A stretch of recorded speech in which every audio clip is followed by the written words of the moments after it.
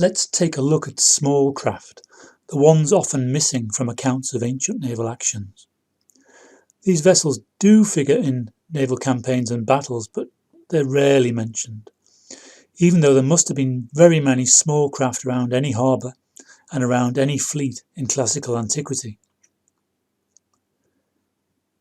Any war galley often needed a lighter or a longboat to send and receive messages to other ships or the shore, or to take on stores when beaching and harbouring was not possible.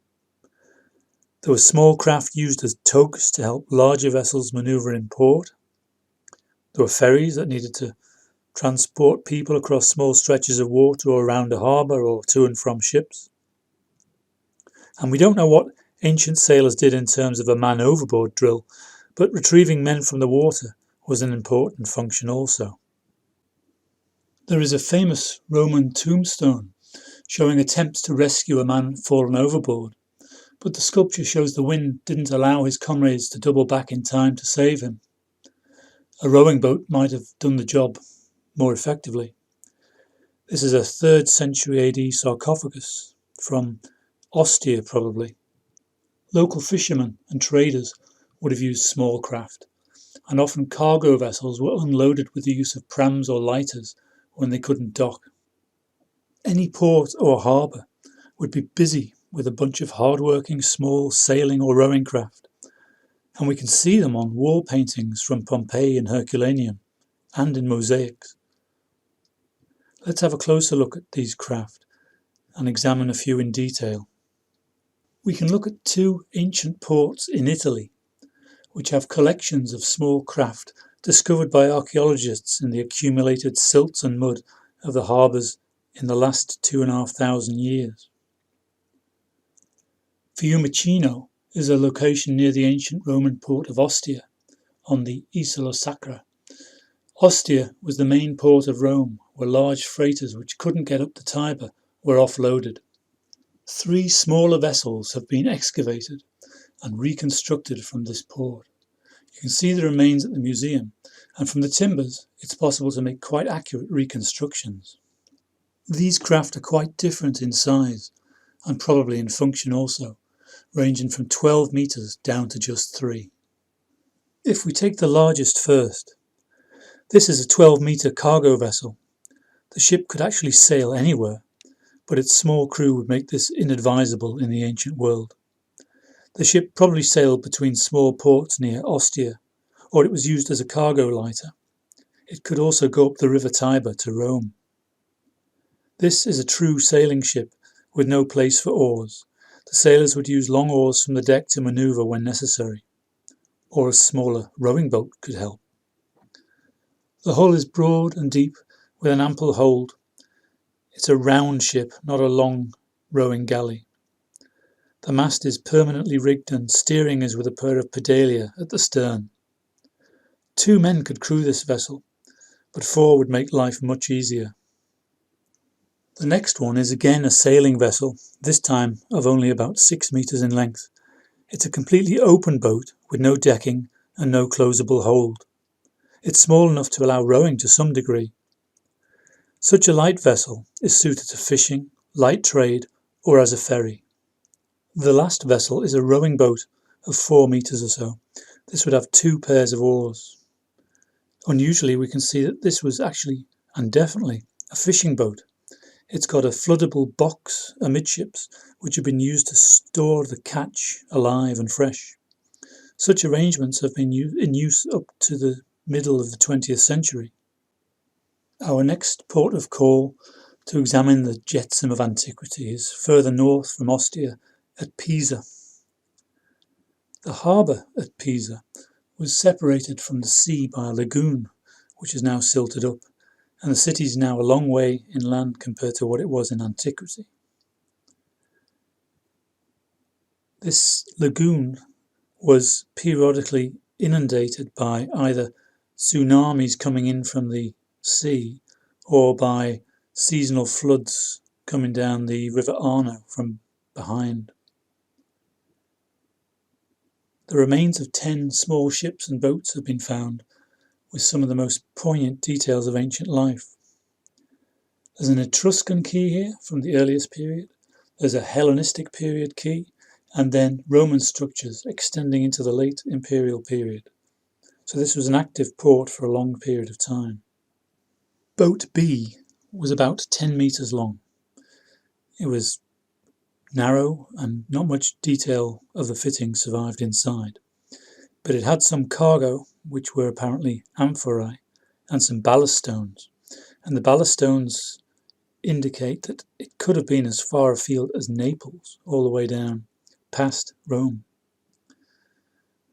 Most startling was the discovery of a skeleton. The boat had been sunk violently, perhaps in a flood caused by a tsunami or meltwater coming down the river Arno. Even more startling was that his outstretched arms grasped his pet dog, whose skeleton was also in the boat. Both skeletons were preserved under the flood deposits. He'd instinctively grabbed his dog as the wave struck, and the two died together. Boat B was a sailing vessel, but small enough to be rowed in port. Wreck C was about 14 metres long. It was a narrow rowing boat for use in a lagoon or river. It had a forefoot and 8 thwarts and 6 pairs of oar ports, indicating the rowing positions. The top whale was covered in leather secured by bronze nails. This was a fast ferry or lighter, and surviving yellow and green paint showed that it was gaily decorated.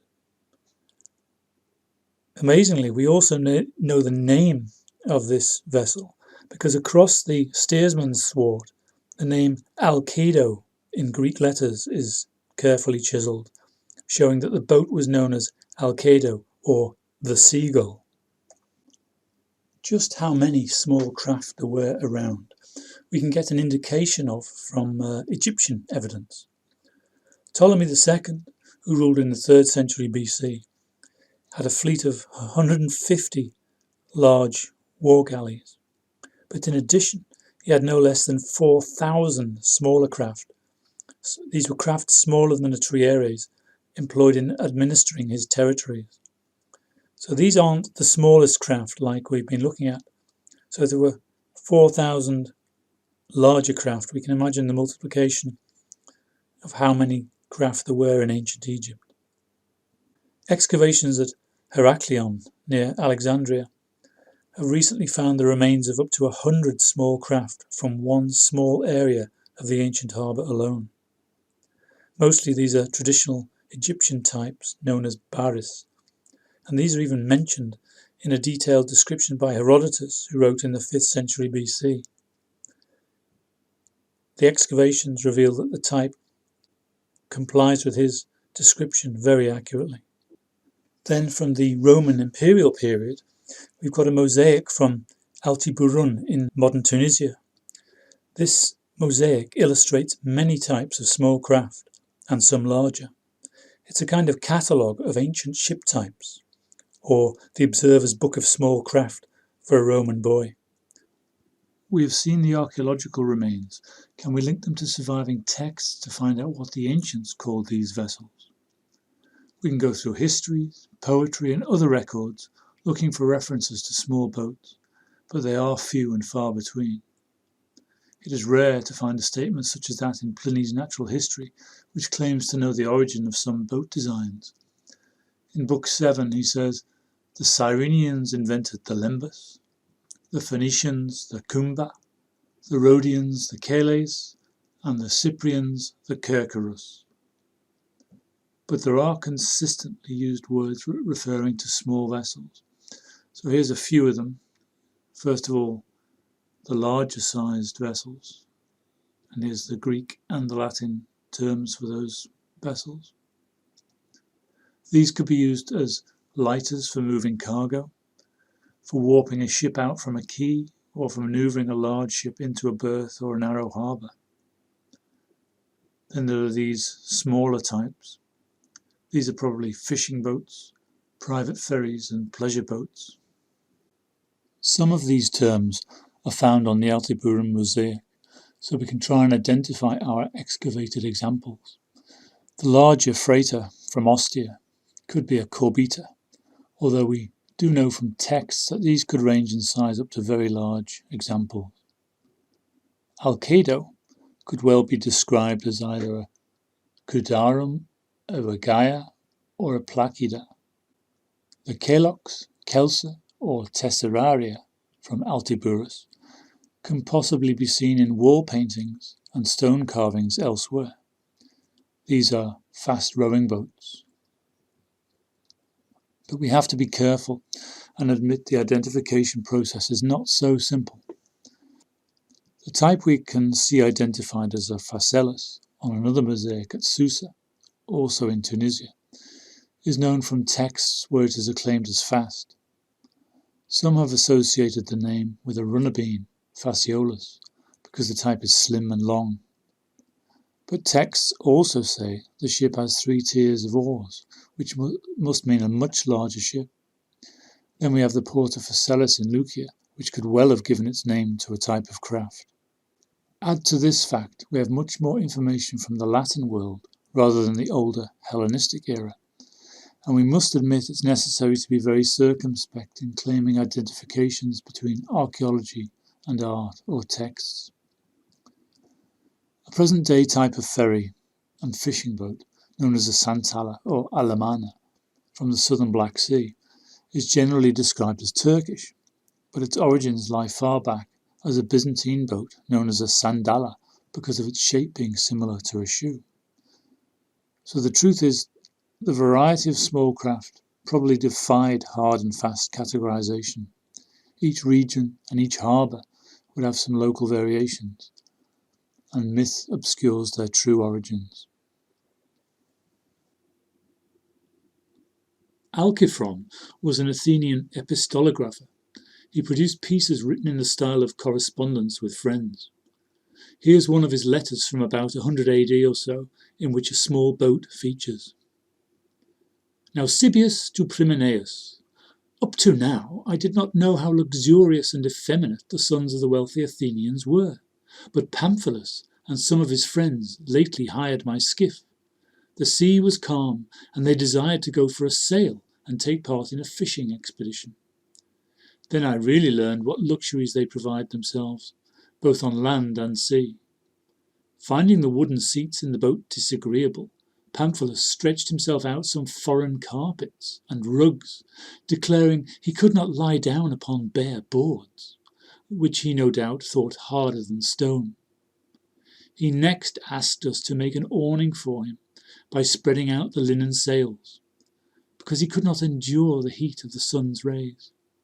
But us sailors, and all who are only moderately wealthy, as a rule seek every opportunity to get into the sun, for the sea and cold go together. Pamphilus did not merely bring his male friends, but he was accompanied by a number of very pretty women, who were, in addition, all musicians. The name of one was Chromatia, and she played the flute. Another, Erato, was a harpist, and Euipes beat the cymbals. Thus my little boat was full of music. The sea resounded with song, and mirth and gaiety prevailed. To me alone this afforded no enjoyment, however, for several of my fellows, especially the spiteful Glaucius, who, with his jealousy, caused me more uneasiness than a Telnician pirate. However, the ample payment he gave me afterwards cheered me up. And now we sail often. I'm so fond of these parties on the sea that I wish I could find another of these generous and wealthy young men to take on such pleasure cruises. Moving over to the military side, in accounts of naval combat, small boats occasionally figure in support of war galley operations. This is usually in or around a harbour. On the open sea, small craft would stand no chance with war galleys around. From Thucydides' account of the Athenian siege of Syracuse, he tells of Athenian attempts to remove a line of stakes set up by Syracusans in the seabed before the penultimate battle between the fleets in the great harbour. In Book 7. In the small boats they rowed up to the stakes, fastened ropes around them, and dragged them up with a windlass, or broke them off short, or dived under water and sawed them off short. And then, in the thick of the battle itself, Thucydides tells us, again in Book 7, much more harm still was done by the Syracusans, who went around in small boats, and went under the oars of the Athenian ships, and, sailing in close to the sides, hurled their weapons in upon the oarsmen. This was obviously small boats, not full-size war galleys doing this. And then, at the siege of Rhodes in 305 BC, Demetrius, later called Demetrius the Besieger, built small craft up into kinds of gunboats with completely enclosed catapults that shot out of closable ports against the defenders. Diodorus, Book 20. In the interval, while these were receiving their finishing touches, he collected the strongest of the light craft, or lemboi. He fortified them with planks, provided them with ports that could be closed, and placed upon them those of the catapults with bolts 3 palms long, which had the longest range. He also put the men to work them properly aboard, and also Cretan archers. Then, sending the boats within range, he shot down the men of the city who were building higher the walls along the harbour. Finally, we must say something about the appearance of the small craft. We have a lot of evidence from the Roman era that they were highly decorated. The pleasure craft of the rich we might expect to be lavishly decorated, but it seems everyday boats were also brightly painted. Mosaics from Piazza Armerina in Sicily and other places show bright colours. Wall paintings show detail, so that we can see panels painted with mythical scenes on the prow and stern. These are from Ostia. The website WAR-GALLEYS has some excellent 3D reconstructions of brightly painted small boats. The website address is in the information below. The usual apotropaic or home-seeking eye that is found on war galleys is also found on small craft. It makes sense that a craft which a man would use to earn his living as a fisherman or lighterman should be spick and span and show his prosperity in order to attract custom and maintain his reputation. So most were probably coloured in some way. Modern Mediterranean boat owners of even humble craft like to keep them painted. So that's a short review of the Cinderella craft which supported the war galleys of classical antiquity.